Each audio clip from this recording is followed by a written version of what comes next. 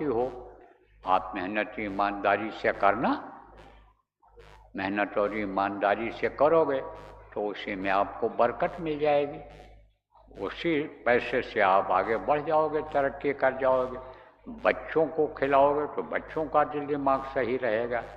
और जो भी आपके पास है, चाहे अच्छा भोजन खाते हो अच्छा खाओ, और समझो सूखी रोटी खाते हो, चटनी खाते हो, उसको खाओ।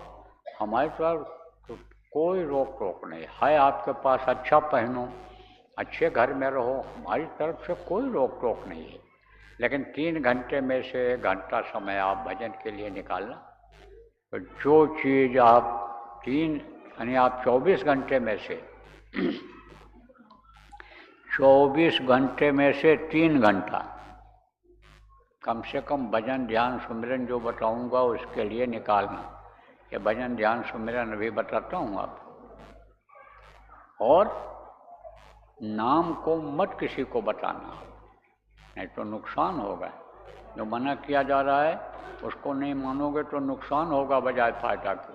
फिर कहने सुनने से रोने धोने से कुछ नहीं होगा, ये जान लो सब लोग कि कह देंगे तो माफ़ी हो जाएगी और ये हो जाएगा, कुछ नहीं। तो नाम मत बताना।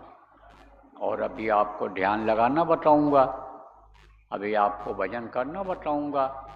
जब आंख बंद करके ध्यान लगाओगे तो अंदर में आपको कुछ दिखाई पड़ेगा, बढ़िया बढ़िया चीज़ें दिखाई पड़ेंगी। देवी देवता का भी दर्शन अंदर में ही होता है। अब देवी देवता दिख गए और चीज़ें दिख गई और लोगों को आपने बता दिया तो बंद हो जाएगा। मस्तानी आवाज़ अंदर में सुनाई पड़ गई और उसको आपने बता दिया तो बंद हो जाएगा। फिर वो चीज़ न सुनाई पड़ेगा न दिखाई पड़ेगा। फिर तड़प जगती है, रोना रोना हो जाता है, बहुत तकलीफ होती है। इसलिए जो कुछ भी दिखाई और सुनाई पड़ेगा उसको किसी को भी आप मत बताना। अब आप समझो 3 चीज़, सुमिरन ध्यान और भजन। सुमिरन किसको कहते हैं? माला जपने को सुमिरन कहते हैं। दूसरा है ध्यान। ध्यान किसको कहते हैं? आँख से देखने को ध्यान कहते हैं और कान से सुनने को भजन कहते हैं। सुमिरन ध्यान और भजन 3 चीज़ ये आप समझो। और 3 चीज़ आपको और समझना है। 3 आँख, 3 कान और 3 नाक। देखो 2 आँखें ये बाहर हैं, इससे बाहर की चीज़ दिखाई पड़ती है। और ये जो शरीर को चलाने वाली शक्ति जीवात्मा है, जिसके बारे में अभी आपको बताया, चर्चा हुई है सत्संग में, वो यहाँ पर बैठी हुई, यहाँ पर वही शरीर को पूरे चला रही है। तो 1 आँख उसमें है, उसको दिव्य दृष्टि आत्मचक्षुष्य नेत्र बताया गया है। तो 2 आँखें ये बाहर और 1 आँख अंदर। बाहर की आँख से बाहर की चीज़ें दिखाई पड़ती हैं और जीवात्मा की आँख से ऊपरी लोकों की, स्वर्ग, वैकुंठ, देवलोक, पितृलोक, सूर्यलोक, चंद्रलोक, ब्रह्मलोक, पार ब्रह्म लोक की चीज़ें दिखाई पड़ती हैं।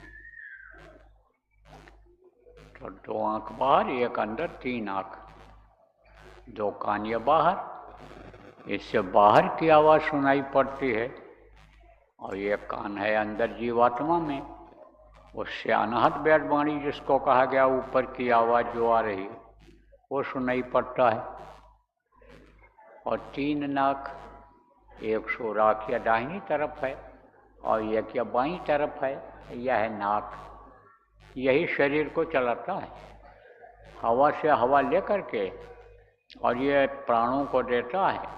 अंदर में 10 प्रकार के प्राण हैं शरीर को चलाने वाले, उनको हवा मिलती है जब तक वो चलते हैं, हवा से चलते हैं। वो हवा उनका खुराक है। तो हवा से हवा 1 नाक ऐसे लेता है एक बार में और उनको देता है। और दूसरे नाक के सुराख से, ये है ना सुराख, ये दूसरे नाक के सुराख से गर्म हवा निकलती है। तो कभी दाहिने से गर्म हवा निकलेगी, कभी बाएं नाक से गर्म हवा निकलेगी। यह बदलते रहते हैं और ये अपना काम कभी बंद नहीं करते हैं। तो आप कोई भी काम करो, नहाओ धो, खाओ पियो, घूमो टहलो, सो तो भी अपना काम बंद नहीं करते, 24 घंटा ये अपना काम करते रहते हैं। हाथ पैर रुक जाता है, आप रुक जाते हो, शरीर रुक जाता है, लेकिन ये नहीं रुकते हैं। कौन? यह जो नाक है दोनों बराबर काम करते रहते।